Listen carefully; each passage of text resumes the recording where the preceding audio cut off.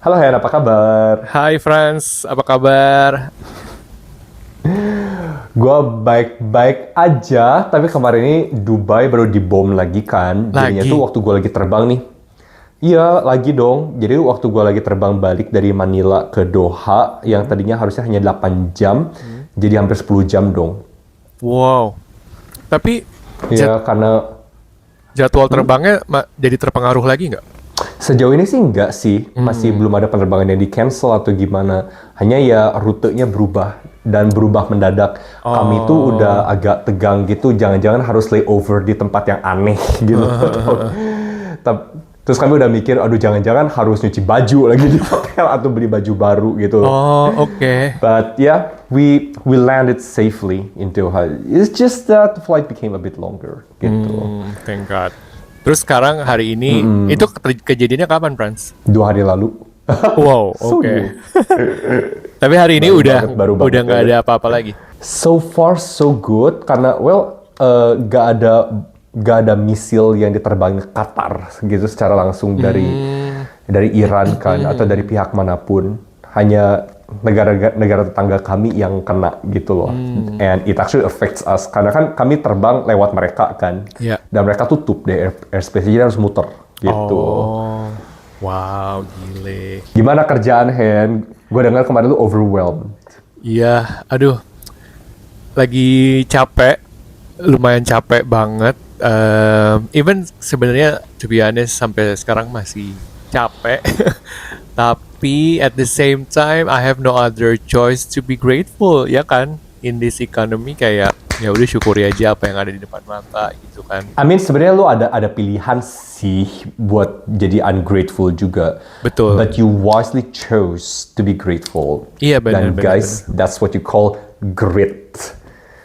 Perseverance. Betul. Karena menurut gue ini ya kayak kalau kita complaining terhadap perusahaan yang sebenarnya membantu keberlangsungan hidup kita, kita tuh kayak cursing our source of income, which is unhealthy gitu loh vibe vibe yang kita kirim ke semesta. Kalau gue percaya gitu ya. Jadi might as well just be grateful aja sih about it. If you don't like what you're doing atau nggak tahan lagi, then ini mulai pikirin exit strategy plan and then find out better place that suits you gitu kan. That's true guys. Jadi ya, there's a saying gitu loh. Jangan meracuni sumur di mana lu minum. Gitu. Nah, in relation to that guys. Jadi tuh hari ini kita bakal demystify, debunk, and ngomongin tentang kerjaan kita gitu Iya. loh. Soalnya kayaknya banyak orang yang salah kaprah nih mengenai pekerjaan, misalnya pekerjaan gue nih, gue cabin crew. Gue tuh selalu dapat pertanyaan, lu gini gak sih? Terus gue ngomong, not really. Kayak misalnya ada orang nanya, bener gak sih ada high miles club gitu loh, kayak people would have sex in the plane. Atau lu tidur sama pilot gak? Atau enggak? Kayak gitu. Like if you see our pilots. No. Jadinya gitu. Jadi episode hari ini kami bakal ngomongin tentang kerjaan kami masing-masing and we would debunk and demystify the misconceptions and the apa sih namanya? Apa?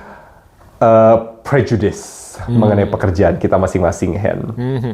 So, oke Hen, sejujurnya ya, Yeah. kita udah temenan lumayan lama nih, udah hampir setahun kan. Iya. But I actually don't really know what you do professionally. Oke. I'm sorry. Kayak lu udah pernah kasih tau, cuman gak nempel di otak gua. Paham. Lu apa sih kerjaannya? Oke, jadi pekerjaan gue memang agak unik sih sebenarnya. I think gak banyak orang yang terjun di bidang ini secara langsung gitu ya. So what I do adalah I'm a creative and marketing consultant. Jadi gue tuh memprovide strategic advisory ke klien untuk menumbuhkan ataupun membesarkan brand mereka gitu. Kurang lebih in short kayak gitu, Franz. Oh, jadi kayak misalnya ada influencer nih, terus pengen nambah follower, bisa gak ke lu? Bisa, tapi itu jatuhnya kan personal branding. Biasanya gue datang kliennya Oh, dari sebuah brand ataupun perusahaan instead of individuals gitu. kayak buat maksimalin exposure gitu di market gak sih? Betul, contoh misalnya your company gitu ya, can we mention your company? Oke, boleh. Ya, let's say maskapai A deh ya gitu misalnya. Your Oh, oh. airlines tuh butuh new strategy karena misalnya mau menambah rute flight atau misalnya mau ada lini anak perusahaan baru yang mungkin versi lebih murahnya mau dipromot kayak gitu. Dan I can jump in di situ gitu to provide a strategic advisory buat si klien ini gitu. Kenapa pekerjaan gua Oh. Kenapa pekerjaan gua tuh unik gitu ya? Karena sebenarnya biasanya brand itu pilihannya selalu either mereka hire full time in-house marketing director atau marketing lead gitu ya, atau mereka akan outsource ke agency, creative agency gitu. Oke. Cuman gue mungkin satu dari sedikit orang yang bisa melakukan ini tanpa jadi full time-nya mereka dan gue tidak terikat dengan agensi manapun gitu. Oh, lebih kayak ke itu ya independent consultant gitu lu ya, ya gak sih? Betul, betul gitu. Oke, gua akhirnya setelah hampir setahun ini gua akhirnya mengerti pekerjaan. Tuh. Jadi kalau Bapak atau penonton di sini, our viewers yang ada butuh insight marketing or anything that is related to marketing field gitu ya, 360 online, offline, activation, apa segala macam, ads, influencers, you name it, we can talk gitu. Oke, gua jadi klien lu gimana? Emang apa yang mau dipasarkan nih? Apa ya gua ya? Badan gua. Biar gua bisa kerja lagi. I want sugar daddy. Gitu, Jualan Frans. daging dong jadinya. Oke, akhirnya gue tahu kerjaan lu. Iya. And gue sekarang tahu siapa yang bisa gue minta tolong nih. Kalau misalnya gue mau akhirnya ganti haluan di pekerjaan gue sekarang. Iya, gitu. Nah, kalau lo, we know that you are a cabin crew kan, tapi sebenarnya yang gue selama ini nggak tahu adalah cabin crew tuh ada hierarkinya nggak sih, Frans? Kayak misalnya, Oh, ada. oh oke, apakah di semua maskapai itu sama gitu? Karena kan kita sebagai penumpang pesawat taunya kalian berpakaian seragam semuanya sama gitu ya. Jarang banget Ha-ha. ada yang warna bajunya beda atau apanya beda gitu, jarang gitu. Mungkin yang beda selama ini gue pikir lebih kayak oh business class sama ekonomi aja beda gitu, skill set yang diperlukan. Tapi Ha-ha. selain itu apa? ini lucu sih, terutama di maskapai Asia ya guys ya. Kita ambil contoh deh Malaysian Air, Garuda sama Singapore Airlines. Menurut convention, jadi ini tuh kayak aturan tidak tertulisnya mereka. Kalau misalnya lu masih junior, lu tuh rambutnya nggak setinggi senior lu sanggulnya. It's actually really weird. Wow, sumpah. Jadi, so as in, Oh. Jadi semakin French twist lu, punuknya tinggi, itu lu semakin senior. Wow, oh It's gitu. so funny. Nah terus ya kalau di Singapore Airlines ya, upon joining, they would decide your hairstyle gitu loh. Jadi itu ada satu set of grooming officers gitu, bakal analisis muka lu. Terus mereka bakal ngomong, ini lu lebih bagus di bob rambutnya, gitu loh, ketimbang French twist misalnya. Oh. Nah, cuman kalau misalnya di maskapai gua sih, nggak se-strict itu untungnya. Jadi kalau misalnya lu mau pakai French twist, misalnya twistnya tinggi kayak gitu, Iya. masih junior ya nggak apa-apa, asal topi lu muat aja gitu. Soalnya kan maskapai gua ada topinya gitu. Oh, wow, menarik. Nah, tapi untuk menjawab tentang senioritas itu ada, dan di setiap airlines tuh beda-beda. Jadi kalau misalnya di maskapai gua, orang-orang dari economy class nih yang kerja di economy class itu that's the junior most gitu. Dan itu juga ada hierarchy within hierarchy. Jadi itu kalau misalnya lu masih junior banget, biasanya lu nggak dikasih pintu kiri, lu tuh dikasih pintu kanan. Oh, oke. Karena yang pintu kiri itu harus pass the check to the supervisor in economy class, and the supervisor in economy class will pass the check to the chief purser gitu loh. Jadi dalam kata lain si ibu ketua bosnya atau bapak ketua bosnya dari cabin crew ini. I gitu. see. Wow. Nah lalu jenjang berikutnya adalah lu yang kerja di bisnis gitu. Oh. Ini juga ada hierarchy within hierarchy. Oke. Biasanya kalau misalnya lu junior banget, Iya. lu dikasih penumpang di kiri. Karena pada akhirnya lu bakal nyerahin tugas lu ke supervisor. Jadi lebih sedikit kemungkinan lu dikomplain sama penumpang gitu loh. Kalau lu agak senior, lu tugas di dapur. Karena adalah jaminannya lu cepet karena udah lumayan senior kan. Wah. Tapi kalau udah senior banget nih kayak gua nih karena gua udah lumayan tua kan di bisnis kelas ini. Ketahuan umurnya. Anyway. Gua tuh bakal dikasih kerja di kanan karena gua bisa ngurus zone gua sendiri dan kemungkinan komplainnya kecil banget gitu. I see. Lalu ada supervisor di economy class dan chief purser who is responsible for the whole aircraft gitu loh. Gitu jenjang-jenjangnya, dan warnanya beda sih warna seragamnya. Kalau misalnya di airline gua, ibu-ibu ketua nih kan, ya pada purser ini antara mereka pakai scarf dan baju warna abu. Kalau misalnya laki pakai dasi abu, kalau misalnya kami ini yang masih bawahan-bawahan, kami pakai dasi merah. Dan kalau misalnya cewek pakai jaket merah, ketahuan airline apa? Ayo siapa yang tahu?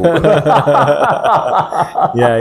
Gitu. Topinya juga berubah. Topi ibu-ibu ketua warna abu. Topinya yang masih adik-adik ini yang masih bawahan-bawahan warna merah gitu. Menarik banget. Dulu gue sempet loh mau coba apply jadi cabin crew. Gue inget banget waktu itu ada opening interview di Plaza Semanggi. I forgot buat airlines apa. Kayaknya buat airlines luar sih pokoknya. Nah, terus gue udah bener-bener membulatkan tekad. Oke, I'm gonna go there, I'm gonna try my luck gitu-gitu ya segala macam. Gue even nanya ke temen yang sudah pernah go in that interview. Terus di jam minus berapa, gue kayak aduh, actually gue tuh takut terbang lagi. Is this a wise choice ya gue coba? Kalau gue keterima gimana gitu. Jadi I decided not to go karena gue takut. Kakak banget. Guys, cuma kalian jangan ketahuan si Henry ya, karena sebenarnya banyak orang loh yang takut terbang. Ini adik gue nih misalnya nih. Dia tiap kali terbang dia harus minum Antimo. Kenapa? Karena dia benar-benar kayak pertama takut terbang dan muntah-muntah katanya kalau misalnya terbang kayak. Sama gue juga kalau long flight gue minum Antimo. Jadi gue sebelum boarding gue minum Antimo biar gue di pesawat langsung tidur. Antimo tuh bisa ngebantu tidur. Bisa ngebantu tidur gitu. Tapi jangan digunakan sebagai obat tidur ya. Kok lu kebaca sih pikiran gue? Langsung gue mikirnya kayak, oke. Tidurnya tuh bener-bener tidur pules gitu loh. Jadi kalau turbulence gue tuh unbothered. Sementara kalau gue nggak minum, wah kegoyang sedikit gue udah aduh deg-degan gitu. Oh ya ampun. Oke guys, this is it. I will find that medicine. Kan gue penasaran nih kan ya, kayak di dunia yang civilized ini di 21st century, gue tuh kayak susah ngebayangin loh, kalau misalnya ada klien yang super difficult, like so nasty, demanding, rude kayak gitu. Lu pernah ketemu gak sih orang-orang kayak gini yang minta jasa lu kayak gitu loh, yang outrageously rude?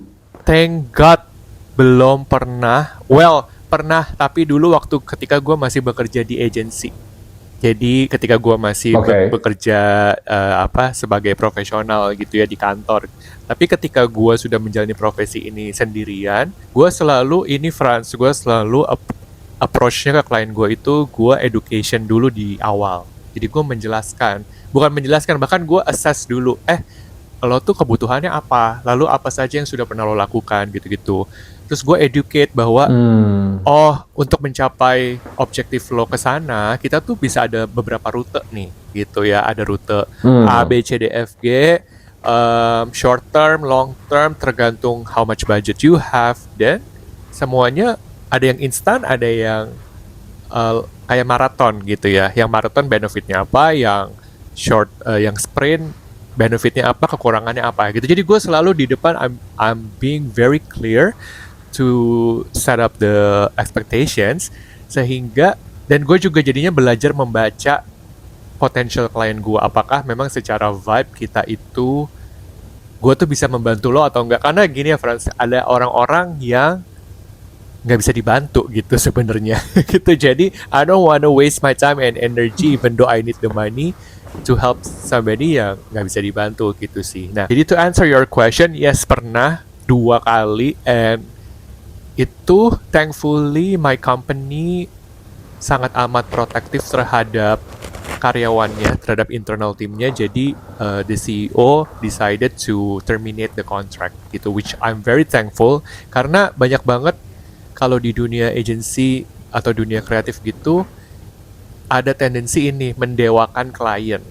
Jadi ibaratnya klien minta apapun, kapanpun, ya udah turutin aja, kan dia bayar gitu. Nah, kebetulan gue pernah bekerja di perusahaan, di agensi 2 kali, dan dua-duanya itu sangat amat healthy lah, bisa dibilang bahwa nggak bisa, jangan selalu say yes to client, selalu ada timeline yang kita harus ikuti gitu. Even kalau misalnya klien tiba-tiba menelpon di hari Minggu, if we don't pick up, that's totally fine gitu loh. Jadi wellness dan welfare-nya karyawan tuh lumayan dipikirin gitu sih.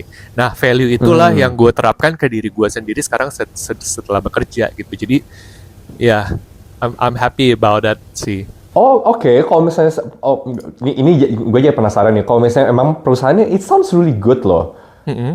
So why did you leave? Why did I leave? Oke. Gue jadi HR aja sekarang. Why did I leave? Oke. Jadi sambil gue bekerja di agensi waktu itu, gue of course do side hustling. Jadi gue juga ada klien freelancing gitu ya. Nah, one of my clients was very happy with what I delivered. Then dia nawarin, do you want to build your own agency? So this person invested in me. So we set up a company, So gue pernah sempat punya my own agency kurang lebih 2 tahunan. And then COVID happened. And then I also decided and learned the hard way that I'm not an entrepreneur gitu ya. Karena ternyata sebagai seorang kreatif dan sebagai seorang pebisnis yang punya perusahaan tuh beda banget gitu ya. Kalau sebagai pebisnis CEO, you have to oversee everything from helicopter view, which I don't think I'm born to do that. I'm a very good creative person. I'm a very good manager, but I'm not an entrepreneur at heart gitu. Jadi it stressed me out. So I decided to leave meninggalkan agensi gue sendiri dan pisah baik-baik dengan my partner waktu itu, and do this sendirian gitu sih. Oke. Do I want to go back to agency life? Yes and no. Kadang-kadang gue miss the dynamic, ada tim, bisa ngobrol gitu-gitu ya. Tapi for me, right now, career path yang gue mau tuju, kalau gue balik kerja corporate atau agency, gue mau itu di luar negeri lah gitu. Sini ke Qatar. Di Qatar ada agensi apa yang buka lowongan? Boleh coba tolong di-share, mungkin butuh. Ya kagak tahu lah Om, lu cari sendiri kok. Ada internet. Siapa tahu teman-temannya kan di sana owner apa CEO gitu loh. Kalau misalnya kayak gitu mah aku udah jadi simpanan sultan. Okay, that's from my side of the story kan. How about you being a cabin crew? Pasti apa? Pasti pernah banget ngadepin penumpang yang rewel, yang rese gitu ya. Did you ever experience that personally gitu? And what did you do if you have? Pernah banget. What happened? Oh my god. I love this question. jadi itu gue pernah ya terbang dari Milan ke base gue. Nah terus tuh ada penumpang yang sok gak bisa bahasa Inggris gitu loh. Jadi ngomongnya pakai bahasa Itali. Kan gue gak bisa bahasa Itali ya. Iya. Yang gue bisa Spanyol. Jadinya udah gue jawab pakai bahasa Spanyol gitu loh. Oke. Intinya adalah pas pesawat landing tuh penumpang gak boleh berdiri karena apa, bahaya kan. Iya. Karena kalau misalnya pesawatnya tiba-tiba harus take off lagi atau enggak berhenti mendadak kayak gitu kan jatuh kan. Iya. Lalu kalau misalnya jatuh siapa yang repot? Kami yang repot. Dan kami juga ya we care about our passengers. Jadi pengennya aman gitu. Jadi gue ngomong, Pak duduk gitu loh. Nah terus ngeyel, nggak mau duduk si bapaknya. Terus gue ngomong lagi lebih keras, Pak duduk Pak. Nah terus gue bikin announcement kan, suruh penumpang duduk gitu. Terus gue ngomong sekali lagi, Pak duduk gitu loh. Akhirnya duduk dia, cuman dia bete karena gue suruh dia duduk gitu loh, merasa di command buat duduk gitu. Itu kan padahal demi safety-nya dia. Iya. Nah terus ya pas lagi disembarkation, pas lagi keluar pesawat kayak gitu, dia teriak-teriak dong, you dog, Sumpah gue gila. diomongin anjing. Gila. As in man, gue diomongin anjing. Terus gue pura-pura sakit hati kayak gitu, pura-pura nangis gue ke supervisor gue. Gue diomongin anjing, you know what? In my culture, like being told being a dog is like a very bad thing, kayak gitu. Ditangkaplah si bapak ini, di detain. Jadi itu Oke guys, ini ya, gue kasih tahu nih satu rahasia, bukan rahasia sih, it's a common knowledge. You cannot abuse any airline staff, or any staff in general. Cuman kalau misalnya kalian abuse kami atau orang-orang airport, the punishment is severe. Like you can actually be jailed. Kalian bisa dipenjara guys, karena dengan menghina orang-orang yang kerja di airline atau yang kerja di airport, kayak there's a very strict rules about that. Oke, so akhirnya dia ditangkap sama security, terus dia ngomong, oh sorry kayak gitu. Terus itu kan gue juga dibawa sebagai korban dan sebagai saksi. Supervisor gue juga ditarik sebagai saksi kayak gitu. Terus gue ditanya gimana, he said sorry, are you gonna forgive him? Terus gue pura-pura nangis lagi, no I cannot, I just felt so hurt, kayak gitu, this is an assault, this is a drama, bla bla bla. Ditangkap deh dia dikawal, terus jadinya dia like for sure itu flightnya hilang deh dia deh. Flight balik ke negaranya, ke Bangladesh. Gitu sih kan. Dan banyak lagi sebenarnya encounter yang lain, cuman yang menurut gue yang paling memorable yang ini sih, karena like he literally was escorted out by the security. You know kayak Arab guy yang gede, kekar kayak gitu, bawa pistol, bawa senapan gitu loh. Dia dikawal dong. Nah, lu pernah nggak sih Franz berpikir ataupun memimpikan bahwa ternyata gue ada di posisi ini sekarang gitu?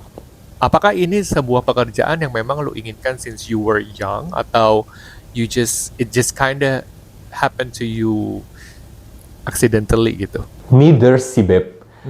Kayak gue gak pernah merencanakan, gue juga gak pernah bermimpi buat kerja ini. Lebih ke gue tuh didorong by the situation gitu loh. Jadi buat kalian-kalian yang mungkin udah nonton dari awal ya, you might know that I play piano kan. Right. Dan waktu itu gue tuh judulnya pengen master degree di piano. Intinya itu pengen jadi pianis lah gitu, atau at least jadi kayak lecturer gitu loh di buat piano gitu di any university gitu loh. Gua udah keterima di Jepang dan di Jerman waktu itu.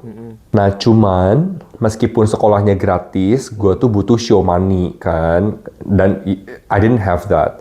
Lalu orang tua gue juga kayak they were not willing to help gitu loh. Jadinya situasinya adalah gue udah kerja sendiri demi gue hidup, dan I just didn't have enough money gitu loh, karena lumayan gede, puluhan juta gitu loh, dan I just simply didn't have that.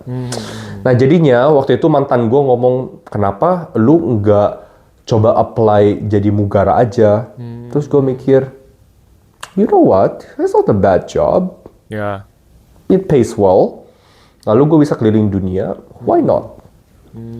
Jadi akhirnya gue persiapan buat interview, gue latihan interview, bla bla bla. Lalu gue dengan uang gue yang sedikit itu, gue terbang ke Singapura buat open day. And you know what? Thank God, thank universe, thank everyone. Gue lolos di percobaan pertama. Karena kalau misalnya gue nggak lolos di percobaan pertama itu, that's it. I wouldn't have money. I wouldn't really have had money to survive gitu loh, di bulan itu. Right. So gitu ceritanya kenapa gue akhirnya jadi Mugara sampai sekarang. Dan eventually, I kind of ditch my dream of being a pianist. I mean, I still play. Hanya ya, I don't play professionally gitu loh. Right. Gitu, Hen. Lu pertamanya gimana sih? Bukannya lu tuh dulu jurnalis ya? Kok bisa sih lu jadi marketing? Betul. Jadi Jauh ya beloknya ya. iya, sebenarnya gue dulu kuliahnya adalah mass communication. Jadi memang di sekolah PR dan jadi gue belajar PR, belajar journalism, belajar advertising, sama marketing. Karena sebenarnya 4 ilmu ini beririsan lah gitu ya. Dan kebetulan di kampus gue diajarin semuanya. Oke. Cuman dari kecil gue sadar banget bahwa my strength is in non-verbal communication gitu. Gue bisa menulis gitu ya. Cuman kalau kalian nonton episode 2 episode lalu, I was a journalist, yes. Tapi it stopped tahun setelah gue menjalani profesi itu 3 tahun atau 2 tahun, gue lupa. 3 tahunan lah, 4 tahun. Nah, terus di situ gue tuh ada perasaan insecure kayak actually being a writer in this country kayaknya nggak akan membuahkan uang yang gimana-gimana gitu ya. Kayaknya pilihannya sedikit gitu. Waktu itu zaman itu belum even ada istilah, gue belum tahu ada kebutuhan soal copywriting gitu. Itu jadi gue tuh mulai explore talent skill lain. Gue belajar fotografi, gue belajar videografi, gue belajar mengedit, which is semua ini sebenarnya sudah gue pelajari dulu waktu SMA tapi nggak pernah gue dalami gitu ya. Luckily di tahun 2012-2013 tuh Instagram mulai happening gitu ya. Terus kayaknya tahun 2013-2014 itu brand-brand perusahaan mulai masuk ke Instagram dan mensosialisasikan semuanya melalui Instagram feeds mereka gitu. Nah, gue main Instagram udah lebih dulu dari 2011 kali ya. Zaman Instagram masih filter yang kuning-kuning gitulah, sepia lah apa, jadul banget. Jadi pada saat udah 2014 Instagram profile gue tuh lumayan curated lah gitu ibaratnya feeds-nya, terus juga caption gue bagus gitu kan. Di situ orang mulai masa coba deh gue lihat. Coba gue cari. Masih ada gak? Zaman dulunya. Iya, yang dari dulu. Coba aja scroll ke Instagram gue paling bawah itu foto-fotonya artsy loh. Kita stalk guys si Henry. Oke, lanjut. Nanti kalau perlu gue screenshot, gue pasang di sini nih. Foto-foto gue zaman dulu. Nah, terus jadinya banyak teman-teman yang business owner tuh melihat kayak Instagram lo bagus banget gitu, lo mau nggak bantuin bisnis gue gitu. Singkat cerita kayak gitu. Jadi gue masuknya dari situ dulu. And then dari situ itu kan social media marketing ya. Lalu dari situ gue mulai belajar marketing, branch of marketing yang lain lah gitu. Ketika gue akhirnya kerja keterima di agency dan ya udah sampai sekarang sih gitu. Dulu gue insecure banget karena gue pikir skill gue cuman satu, menulis gitu. Tapi there's no such thing like that guys. Kalau kalian berpikiran kalian cuman punya capability, skill, talenta yang kesannya kecil, ya asah gitu dan cari explore jenis skill lain gitu to upscale yourself in the professional industry gitu sih. Masih scrolling pak. Masih, ini gue penasaran. Tapi beneran gengs bagus loh. Oh my god. Gak percaya. Dulu ya gue percaya, hanya gue pengen lihat gitu loh. Kan gue penasaran orangnya. Dulu gue tuh guys, ini follow si Henry deh, Gerson Henry. Guys, Pak, lu pasang di screen nih. Ini Instagram lu. Anjir. Bagus guys, beneran. Tuh, gue kasih lihat nih. Oh my god, I'm so proud of you, so good. Iya, dulu gue tuh bener-bener mikirin banget, oh kalau foto harus dari angle sini, dari angle ini, apa ya yang gue mau ambil, apa yang gue mau portray, yang gue mau communicate melalui my content gitu. Gemes, Beb. Ini foto lo di tahun 2024. Yes. Gemes ini. Bagus loh. OMG. Guys, ini beneran ya kalau misalnya kalian mau numbuhin follower kalian atau your brand kayak gitu, cari Hendry karena bagus page-nya. Ini jujurly ya. I am so proud of you. You actually look so good here. Ya gitu. I'm a fan. Terima kasih. Gitu. Terus sekarang udah zamannya apa-apa video based content, ya gue belajar juga. Oh, cara ngedit reels yang bagus tuh kayak gini. Cara bikin hook yang bagus kayak gini, gitu-gitulah. So never stop learning sih. Keren-keren, Hen, beneran deh. Like so proud of you. You know what? I might become your client. Jangan mahal, please. Nggak bercanda. Of course, I'll pay appropriately. Ini guys ya. Kalau misalnya kalian punya teman, terus teman kalian jago apa kayak gitu, please jangan minta diskon. Bener. Hargai teman kalian sebagai seorang yang profesional gitu loh. Betul. Bener gak, Hen? Betul, itu gue setuju banget. Karena I always do that to my friends juga sih. Justru kalau misalnya kalian temennya ini, misalnya jago apa nih, terus kalian jadi klien, justru kalian tuh harus ngasih ngasih sokongan lebih gitu loh, karena you know what, they're your friends, right? Jadi so support them gitu loh. Jadi ternyata gitu ceritanya ya, tuh guys. Jadi tuh ya kita semua bisa belajar dari si Hendry. Kalau misalnya kalian mau ngapa-ngapain tuh, misalnya kalian mau bikin apa tuh yang bagus, karena kalian tuh gak pernah tahu apa yang kalian kerjain tuh, someone might notice it and it will create a path for you, gitu. Bener. Tapi Franz, lo sebelum jadi cabin crew, apakah lo memang sudah orang yang rapi dan suka bebersih?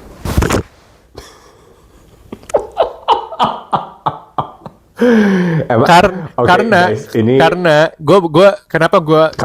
gue bilang ini karena gue punya beberapa teman cabin crew lain yang kalau gue bertemu mereka di luar pekerjaan mereka gitu ya, mereka setiap misalnya kita makan bareng, mereka yang rapiin sendok garpu, lapin, terus misalnya bukain pintu gitu ke teman-teman yang lain juga gitu. Jadi gue kayak, is this a cabin crew thing? Kalian bisa chill nggak? Kalian kan lagi nggak di pesawat nih gitu.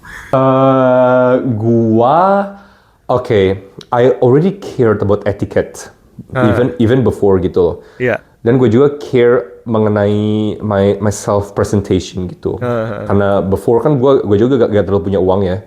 But I care to smell good, like to have neat hairstyle gitu loh. Dan gue juga care mengenai kulit gue, jangan sampai jerawatan, jangan sampai geradakan gitu loh. Yeah. So I think pas gue di hire gitu, they saw a certain potential in me gitu loh, yang membedakan gue sama bukan kontestan sama pelamar yang lain, kandidat yang lain, pelamar kerjaan yang lain gitu loh. Jadi soalnya kelihatan kan guys, kalau misalnya kalian like perform to be seen. And if you're just being yourself waktu kalian melamar pekerjaan, you know what? Karena gue juga kan dulu kerja di HR ya, sebelum gue balik lagi ke terbang. Oh, oke. We can see that, gitu. Kita kelihatan Hen itu sebenarnya kalau misalnya ada orang yang mencoba buat perform kayak gitu. So to answer your question, gue orang yang rapi atau yang welcoming kayak gitu, to a certain extent yes. Tapi karena gue udah dilatih di perusahaan gue sekarang, ada pelatihan profesional mengenai wine, mengenai etiquette, mengenai piring-piring dan peralatan makan, lalu cara jalan, cara duduk, dan aturan-aturan lainnya gitu, cara kita ngegerek koper kayak gitu juga, like we actually speak about that gitu loh. Wow. Cara duduk, cara berdiri, cara ngomong, form of address kayak gitu loh. Table manner, wine etiquette, cheese etiquette kayak gitu. Let's say udah setelah bertahun-tahun gue kerja dan ketemu orang, pengalaman, dan semakin bertambahnya usia, well, it got refined. So to answer your question, yes, but only to a certain extent. Jadi gue juga gak akan mendiskredit pekerjaan ini. Oh, you know what? Gue emang udah bawaannya rapih atau bermanner, beretiket kayak gitu. No. Yeah. This is something that I developed through the years gitu. Tuntutan pekerjaan, and you know what? Out of self-respect as well, right? Right. I mean, kalau misalnya kalian misalnya makan ke restoran bintang 5 kayak gitu, terus orangnya makannya berantakan kayak itu, that doesn't look good, right? Gitu. I just don't want to be that person gitu loh. Kalau misalnya nih di antara viewers kita ada yang memang punya passion ataupun mimpi kerja sebagai cabin crew, kerja di sebuah airlines, what would you say to them gitu? Ada tips nggak sih? Oh ada. Ini gue sebenarnya lumayan sering dapat DM sih. Kayak dari orang-orang Indonesia sama orang luar negeri juga kayak Kak, aku pengen apply tips dan tips and tricksnya gimana gitu loh. Take care of yourself to begin with karena unfortunately buat jadi cabin crew, well you need to have certain look kan. Maksudnya kalian gak usah seganteng jadi model karena pas gue apply nih. Honestly, like some of the people there look so amazing. Guys, ada Miss Ghana, okay? Like for God's sake, Miss Ghana, okay? Dia compete di Miss Universe, terus apply buat jadi cabin crew di perusahaan gua. Oke, wow. Ya, as in. Terus ada model-model yang dari Jepang, dari Korea. My God, so handsome. Like waktu gua lihat mereka kayak, ini gua kayak kodok. Gue kayak serangga jadinya. Cuma you know what? Akhirnya mereka gak keterima. Dan dari 5.000 orang yang apply, hanya 9 orang yang keterima. Dan salah satu dari 9 orang itu adalah gue. Gitu loh. So you know what? Kenapa gue kasih tahu hal ini? Guys, you need to look good.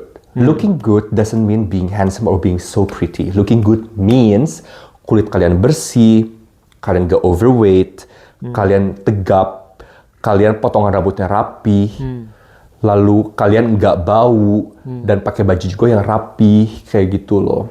Dan juga I would really, really emphasize in this, you need to speak English well.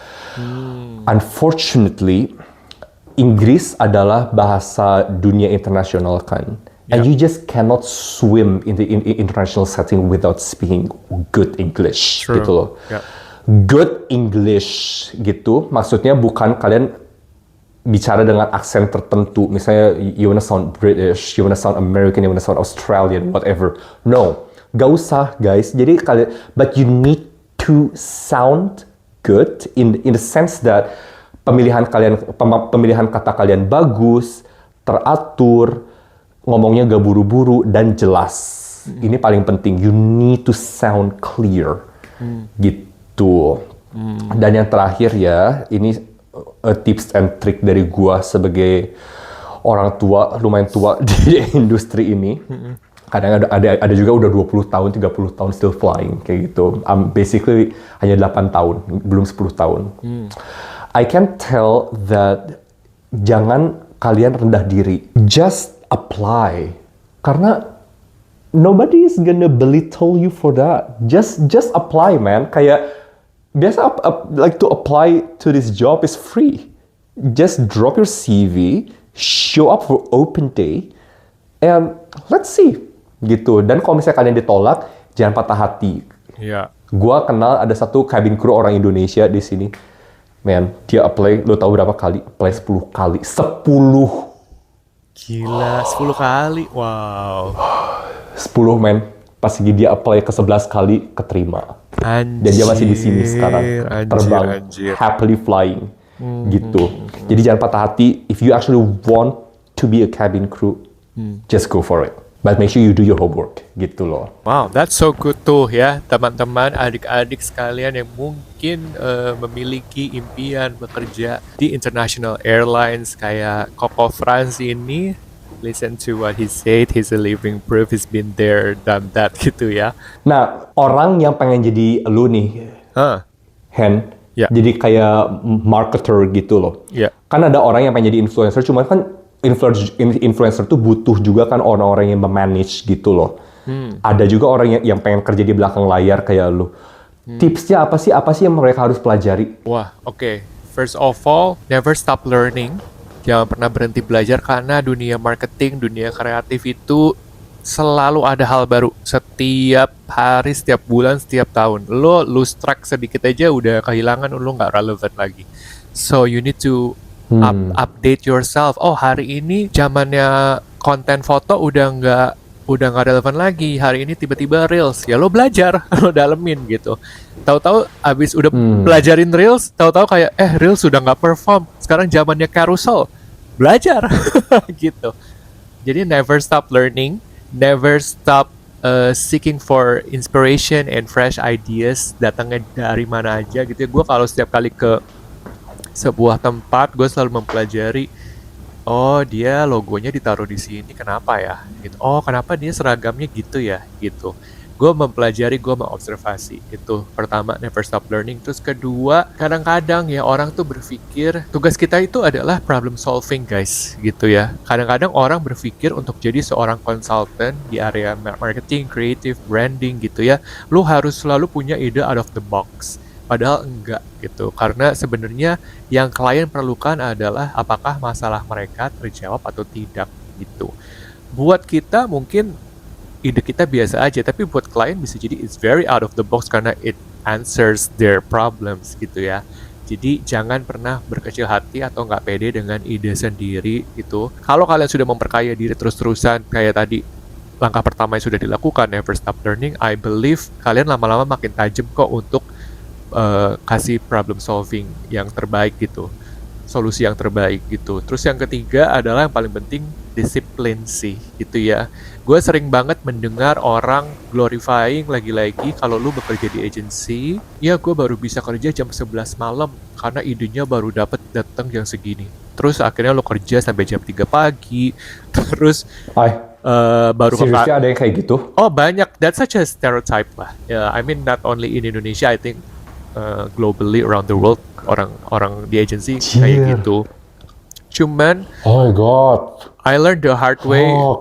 Iya, cuman gue tipes kan, gue inget lu masuk rumah sakit. Iya, itu kan dulu gue waktu awal kerja banget ya. Nah dari situ gue belajar jam tidur lo penting gitu, istirahat lo penting, lo harus disiplin gitu. Apalagi kalau lo bekerja kayak gue remotely, bekerja sendirian, gak ada tuh pilihan untuk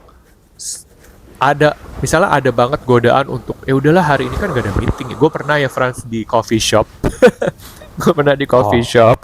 Gue overheard orang anak agency kayaknya mungkin baru masuk kerja atau Gen Z gitu ya, tapi kayaknya itu WFH-nya mereka. Jadi biasanya dalam seminggu ada 1 hari atau 2 hari buat WFH gitu kan. Nah, dia kayak abis pakai baju olahraga gitulah, either pilates atau yoga, lalu dia duduk di coffee shop sama temennya ngobrol, tidak membawa laptop. Terus kayak temennya gini, lo hari ini emang gak kerja ya? Terus dia jawab, oh hari ini kerja tapi kan gak ada meeting jadi santai. Nah, buat gua itu tuh kayak, bro, kerja kan bukan meeting doang gitu, ngerti gak sih? Kalau lu di rumah atau lu di coffee shop, ya lu do something gitu. Jangan cuman nganggep hari WFH tuh hari libur, tuh bukan kayak gitu. So it requires a lot of discipline gitu kan. Itu sih 3 poin. Never stop learning, always bring solutions gitu ya. Dan ketiga, disiplin. Gila, susah sih lu kayak gak pernah berhenti mikir sebenarnya ya. Kayak misalnya lu lihat apa, lu langsung mikir, analyze kayak gitu. Lu lihat logo, lihat seragam, lihat apapun, lihat oh my god, lu lihat cangkir kopi aja kayak lu mikir. Iya, banget. Gue lihat billboard, lihat iklan, gue langsung kayak lagi tren nih ternyata kayak gini, bisa nggak yang ini gue aplikasikan gitu. Jadi gue selalu kayak nyimpen ide di gadget gua, di laptop gua, dimanapun itu gitu. But that's what keeps me alive gitu. That's what excites me gitu. Gitu. Guys nih, lu udah denger kan guys, ini si Hendry ini, you know what, it's not an easy job. Jadi kalau misalnya kalian ya ada yang mau minta diskon ke marketer kayak gitu, like are you fucking serious? Iya, it's not easy, okay? Betul. So jangan meremehkan gitu loh kerjaan ini. Iya, dan nggak hanya cuap-cuap doang, guys. Benar. Dan sekarang banyak banget orang yang mikir kayak social media kan gampang, pakai AI aja. Bro, AI cuman bisa membantu lo punya output yang bagus, iya, mungkin foto lo lebih bagus, copywriting lebih bagus, tapi di dalamnya apakah brand lo itu bisa sustainable atau enggak, dikenal banyak orang atau enggak, apakah dia ada di sini untuk a long run gitu ya, that needs an expertise gitu. That marketing is an art gitu Yeah. sebenarnya gitu. Jadi nggak ada kalau kita belajar hukum atau akuntansi gitu kan ada hukumnya ya, maksudnya kayak ada hitung-hitungannya, fixnya berapa. Tapi kalau marketing it's an art gitu. There's no one size fits all for every client gitu sih. Bener. Ada sisi yang lu gak bisa predict kan. Itu kan karena itu kan from human by human for human, enggak sih? Bener. Jadi ada sisi yang gak bisa lu predict kan, dan AI unfortunately guys belum bisa atau mungkin fortunately belum bisa mempredik what's unpredictable gitu loh. Betul. So you still need them. Jangan minta diskon. Don't be cheap guys, come on. Tapi one last question ya. Okay, sure. Apa yang bikin lu excited setiap lu dapat terima jadwal terbang and then lu tahu bahwa aduh ini actually long flight, kan jam tidur kalian juga harus dikorbankan ya, karena kan biasanya flightnya midnight to morning ya. Nah terus juga kayak ada nggak sih pikiran kayak aduh ini nanti ketemu penumpang yang nyebelin gak ya gitu-gitu. What wakes you up in the morning gitu and makes you excited to do this? Jujur ya Hen ya, karena kan gue juga manusia ya, ada aja gue down-nya gitu loh, meskipun gue selalu ngomongin tentang you have to be grateful, you have to be positive. Betul. Cuman ya sebagai manusia juga adalah down-downnya gue, kayak misalnya aduh kayak are you fucking serious? Can I like sleep a bit longer? Kayak gitu tuh ada aja gitu loh. Cuman yang bikin gue akhirnya bangun siap-siap dandan, maksudnya bukan pakai makeup ya, kayak rapiin rambut, lalu rapiin kuku gua, kayak gitulah. Pokoknya untuk memenuhi syarat dan kriteria grooming yang diwajibkan untuk para pramugari dan pramugara di perusahaan gua kayak gitu. Which is actually really quite rigorous gitu loh. Pertamanya adalah uang. Very mundane. Uang. Itu pertama. Let's be honest. Iya. We all like money, we need money kan. Betul. Gitu. That's Dan a good motivation. kedua adalah buat gue tuh di setiap destination you might work with someone interesting. Karena di perusahaan gue, lu tuh gak pernah kerja sama orang yang sama. Oh, oke. Yeah, kayak setiap flight tuh teman kerja lu beda. Oh gitu. Oh, makanya banyak orang yang depresi, yang kesepian kayak gitu karena kayak building relationship is just extremely hard ya. Maksudnya berteman kayak gitu ya. Karena lu selalu terbang sama orang yang beda-beda kayak gitu. I see. Dan juga gue tuh selalu excited buat do groceries gitu loh. Misalnya ya, kayak misalnya terbang ke Indo nih misalnya. Gue selalu excited buat beli deterjen dan GrabFood dan pijat. Right. Terus kalau misalnya gue terbang ke Jepang, gue excited buat belanja ke Donki, belanja snacks. Oh, that's nice. Gitu sih Hen, yang bikin gue excited. Dan juga lastly, I like looking good. Dan gue sebagai pramugara, I have a lot of excuses to look good, gitu loh.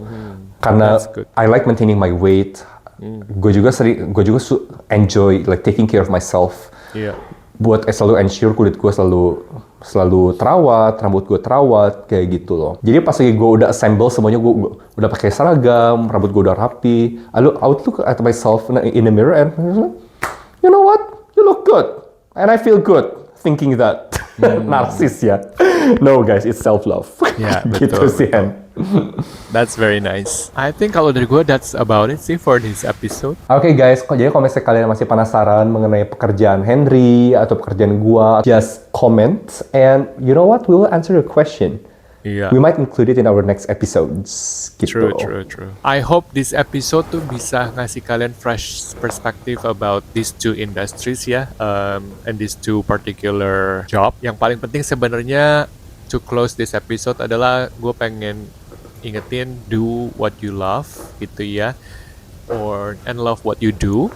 Kadang-kadang kita belum bisa ada di fase do what you love gitu. Itu nggak semua orang punya privilege itu kan. Tapi make sure you find love in what you do gitu. And then yang kedua adalah never stop exploring sih. Kadang-kadang career path itu nggak selalu linear bentuknya ya. Be open to changes gitu. Kadang jangan pernah berhenti mengasah skill kalian. Kita nggak pernah tahu next year, next month tuh kayak kehidupan mau bawa kita kemana lagi gitu in term of career. Kalau dari gua sih, tadi gua inspired banget sih lu Hen.